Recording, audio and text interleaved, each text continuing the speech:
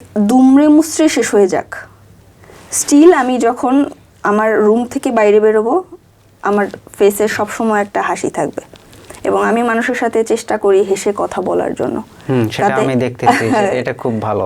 হ্যাঁ, কারণ হচ্ছে আমি আমার পার্সোনাল ইস্যুর কারণে আমি অন্য একটা মানুষের সাথে রুড বিহেভ করলাম এবং সেই বিহেভিয়ারের থ্রুতে সেই মানুষটা কষ্ট পাবে, সেই কষ্ট পেলে তার পুরো দিনটা খারাপ যাবে। হ্যাঁ, এবং ওইটার যে এফেক্ট কোনো না কোনোভাবে প্রকৃতি আমাকে দিবে।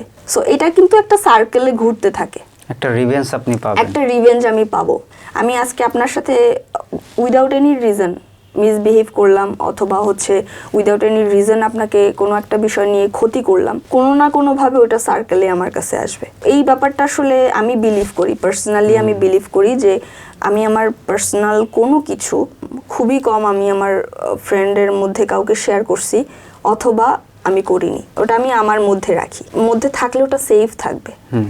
কোনো একটা ইনফরমেশন যদি আমি অন্য কাউকে বলি সেক্ষেত্রে ওটার সূত্র ধরে হয়তো আরও 10টা জায়গায় আরও 10টা কানে সেটা যাবে এবং সেটার থ্রুতে মানুষ একটা দুর্বলতার সুযোগ নেওয়ার চেষ্টা করবে।